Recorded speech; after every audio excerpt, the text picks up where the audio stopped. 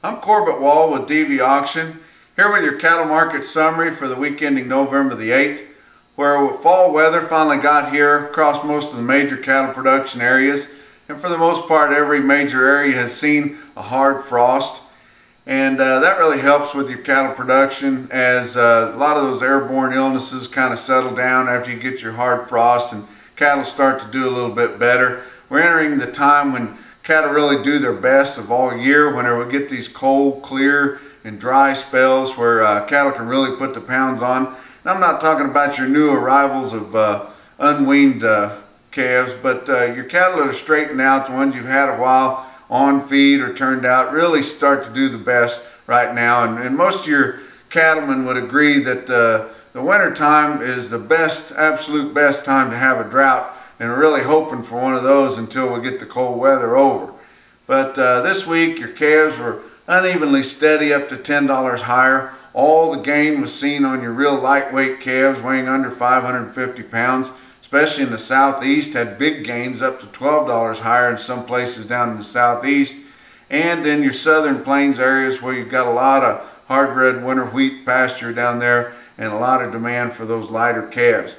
And also out of the southeast, most of those calves are going to be coming over and turned out on that wheat or some kind of fall pasture in that area. Your bigger calves weighing 550 up to 750 pounds, not much gain on those, very uneven. It kind of just depended where you were at. It could be as much as $5 lower or $5 higher, even within a 50-pound weight increment or different class of cattle. It depended on who was there, but we've got a ton of those calves, and not just going through the sales, but a ton of them moving, as we've got lots and lots of previously contracted cattle, either private treaty or on some type of a video auction or something. A lot of those moving, and most of those are going to be going right into a feedlot or some type of a long-term background facility right there. Very few of those cattle are going to be turned out on fall pasture unless they're weighing down, 500 pounds or less. Most of them are those bigger calves weighing up in the sixes and up over 700 pounds. But your yearling cattle, mostly steady this week, and they continue to dwindle. We got fewer and fewer of them. You'd think they might be going up some, but they're getting a lot of pressure from those big calves that are moving. And when you've got a feedlot that's full of those big balling calves for the most part, weighing as heavy as the yearlings, it's going to pressure your market on yearlings because it just kind of clogs things up for a little bit. But a lot of cattle moving right now. The sales are running big too, but there's a lot more than that. A lot of the cattle coming direct off the ranches and going right in the feedlots. Hard time to get trucks. Trucks at a premium right now. These bull haulers, you just can't, not enough of them to go around. This is the only time of year where you don't have enough trucks. All the rest of the year, you've got way too many.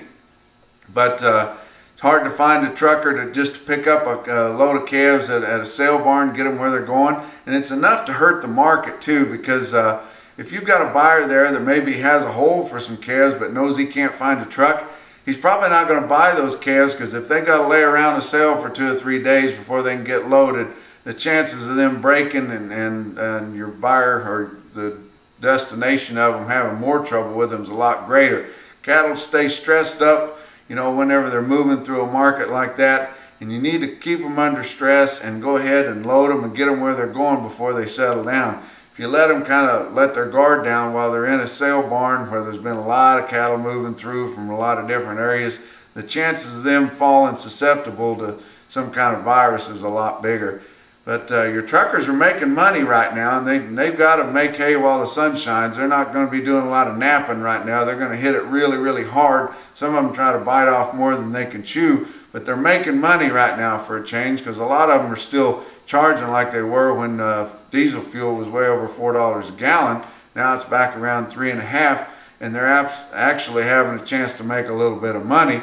Guys that use freight all the time are balking with that a little bit, but they'll probably wait till this fall runs over before they start getting too insistent on backing off on these freight charges.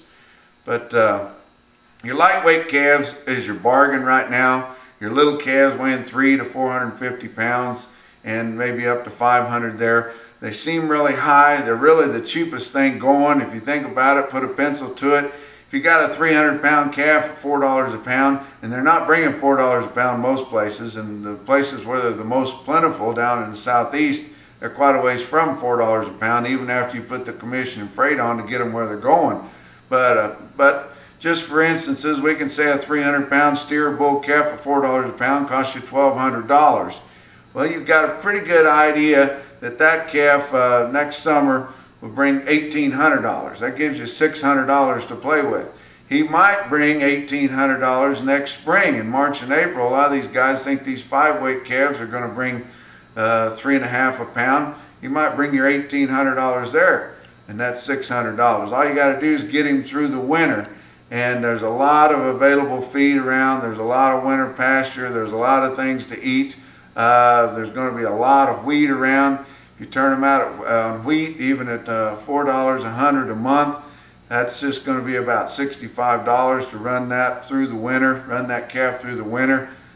Take it up to $100 for that. That gives you a lot of money right there to get him straightened up. $20 vet charge there, your 2% death loss. You could still possibly come out of there making $500 a head on those calves.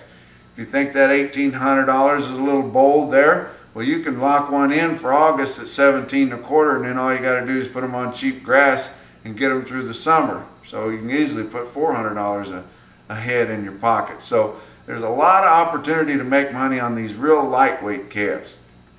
There's big price spreads on these heavier calves.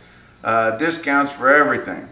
And it's hard to tell a guy that's going to sell some 6-weight calves within $50 a hundred what his calves are going to bring, because there's so many opportunities to discount those calves. So whether they're fleshy, whether they're unweaned, what shots they've had, how uniform they are, and just a lot of different things can hit those big calves. And there's just so many 6-weight calves this time of year that your buyers can really afford to get particular on them. And Phillips, South Dakota on Tuesday there, they sold some lighter weight calves, a string of calves, thin flesh calves weighing 450 for $3.80 a pound, which is an awful good price. And that's kind of the best place the market is on those 450 weight calves right in there. You can watch Philip every Tuesday here on DVAuction, and about 55 or 60 other weekly auctions there. Also on top of all our production sales, got tons of production sales going on right now. Go on those there and check those out and see what those high dollar bulls are bringing and those replacement females. This Monday evening we're going to have a sale on there out of Virginia, selling load lots of home raised and weaned calves out of southern Virginia there. You might want to look at those. They've got real high quality cattle out in that part of the country. But this week your fat cattle market was just a little weaker again.